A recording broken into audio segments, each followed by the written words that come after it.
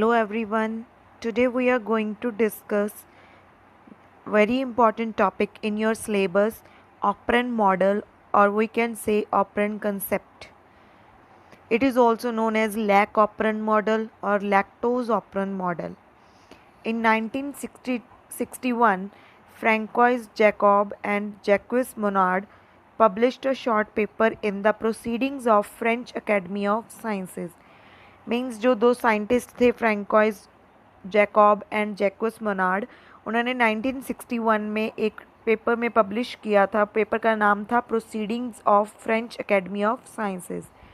The term operon and operator were first introduced in this paper. इस paper में first time जो operon और operator term थी वो इंट्रोड्यूस की गई थी. Operon is a unit of expression and regulation of gene. Operand का मतलब क्या है? एक यूनिट है जिसके साथ हम एक्सप्रेस कर रहे हैं एंड रेगुलेट कर रहे हैं किसी जीन को. It constituents the repressor gene, promoter gene, operator gene and the structural gene. जो पूरा ऑपरेंड कंसेप्ट है इसमें मेनली हम रिप्रेसर जीन की बात करेंगे, प्रमोटर की बात करेंगे, ऑपरेटर जीन की बात करेंगे एंड स्ट्रक्चरल जीन की बात करेंगे. So let's comes to lactose operand or lac operand model. This is a negative control mechanism. In 1961, Francois Jacob and Jacques Monod proposed operand model for the regulation of gene expression in E. coli. E. coli का मतलब है E. coli क्या है? Bacteria का नाम है. इसमें first time जो जैकॉब और मोनार्ड थे, दोनों साइंटिस्ट, उन्होंने जीन की जो एक्सप्रेशन और रेगुलेशन है उसको स्टडी किया था ई कोलाई में. The synthesis of enzyme beta galactosidase has been studied in detail. तो इसमें ई कोलाई में उन्होंने जो एंजाइम था बीटा ग्लैक्टोसाइडेज उसकी फॉर्मेशन थी, जो सिंथेसिस थी, उसको डिटेल में स्टडी किया था. This enzyme causes the breakdown of lactose into glucose and galactose. E coli में जब उन्होंने स्टडी किया था तो उन्होंने क्या किया कि लैक्टोज की ब्रेकडाउन हुई ग्लूकोज एंड ग्लैक्टोज में. In the absence of lactose, beta-galactosidase is present in negligible amount. As soon as lactose is added from outside, the production of beta-galactosidase increases 1000 times. जब उन्होंने ई कोलाई में lack operand को study किया तो उन्होंने ये find out किया कि अगर तो लैक्टोज एब्सेंट है ई कोलाई की बॉडी में तो जो बीटा ग्लैक्टोसाइडेज है वो बहुत ही नेग्लिजिबल अमाउंट में प्रेजेंट होगा. नेग्लिजिबल अमाउंट का मतलब होता है कि एक तरह का नामात्र ही होगा उनकी बॉडी में. लेकिन जैसे जैसे लैक्टोज उसकी बॉडी में ऐड होता जाएगा बाहर से, उसी तरह जो बीटा ग्लैक्टोसाइडेज की जो अमाउंट है, जो उसकी प्रोडक्शन है, वो 1000 टाइम्स, 1000 टाइम उसको वो इंक्रीज हो जाएगी. As soon as the lactose is consumed the production of enzyme again drops. और जैसे ही वो लैक्टोज है जो वो कंज्यूम हो जाएगा, यूज्ड हो जाएगा उसकी बॉडी में, उसी तरह वो फिर से बीटा ग्लैक्टोसाइडेज का जो अमाउंट है, जो प्रोडक्शन है, वो फिर ड्रॉप कर जाएगी. There are 3 structural genes ZYA which code for enzyme beta-galactosidase, beta-galactosidase permease and beta-galactosidase transacetylase respectively. जो हम बीटा ग्लैक्टोसाइडेज एंजाइम की बात कर रहे हैं वो उसमें 3 स्ट्रक्चरल जीन्स प्रेजेंट होते हैं जैसे कि ZYA. Z stands for beta galactosidase, Y stands for beta galactosidase permease, A stands for beta galactosidase transacetylase. Means तीनों के ये नाम थे. Regulatory gene consist of regulator I. जो रेगुलेटरी जीन था उसको हम I से रिप्रेजेंट करेंगे, प्रमोटर को P से, कंट्रोल जीन को और ऑपरेटर जीन सेम चीज़ है तो उनको हम O से डोनेट करेंगे. Regulator I gene produces a protein called repressor और inhibitor. जो रेगुलेटर है मीन्स I जीन है जो वो एक प्रोटीन को प्रोड्यूस करेगा जिसको हम रिप्रेसर और इनहिबिटर बोलेंगे. रिप्रेस करना मीन्स और इनहिबिट करना मीन्स किसी चीज़ को स्टॉप करना. The repressor is active and binds to the operator gene O and switches it off and the transcription is stopped.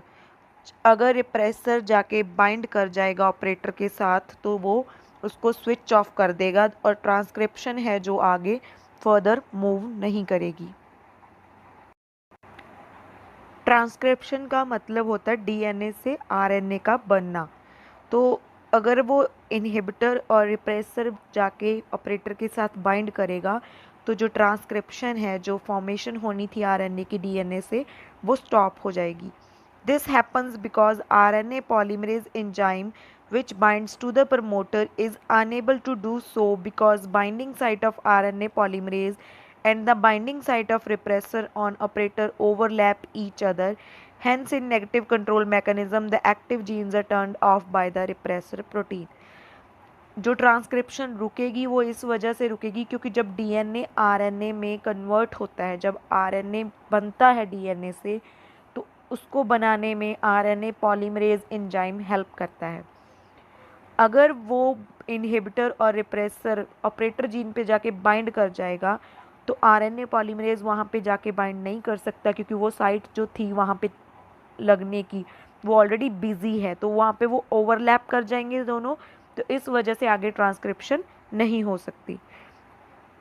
जैसे कि अगर आप इस डायग्राम में देखें तो इसमें हमने पहले जो स्ट्रैंड्स, जो ये बॉक्स ड्रॉ किए गए हैं, वो क्या है, एक डीएनए का स्ट्रैंड दिखाया गया है। ये डीएनए है पूरा, इस पे रेगुलेटर प्रेजेंट है, प्रमोटर प्रेजेंट है, ऑपरेटर प्रेजेंट है। नीचे एमआरएनए है जिसकी वजह से, जिसकी हेल्प से ही आगे डीएनए से आरएनए बनना था, आरएनए पॉलीमरेज एंजाइम की हेल्प से। जहाँ पे रिप्रेसिव लिखा हुआ है, रिप्रेसिव का मतलब यहाँ पे है कि जो रिप्रेसर इनहिबिटर है वो एक्टिव फॉर्म में है। एक्टिव फॉर्म में है तो मीन्स वो अपना काम करेगा, वहाँ पे जाके बाइंड करेगा। तो जब वो जाके ऑपरेटर के साथ बाइंड करेगा, ऐसे चिपकेगा, तो वो आगे जो ट्रांसक्रिप्शन होनी थी उसको टर्न ऑफ कर देगा, वो आगे ट्रांसक्रिप्शन नहीं होगी। When the inducer, that is lactose, is supplied from outside, the inducer bind to the repressor. The lactose on entering the bacteria changes into allolactose. अगर हम बात करें कि इस जो हमने पिछले डायग्राम में पढ़ा था कि रिप्रेसर एक्टिव फॉर्म में था, अगर बाहर से हम कोई लैक्टोज प्रोवाइड कर देते हैं तो उस लैक्टोज से क्या होगा कि वो इंड्यूसर का काम करेगा, वो आके रिप्रेसर के साथ बाइंड कर जाएगा।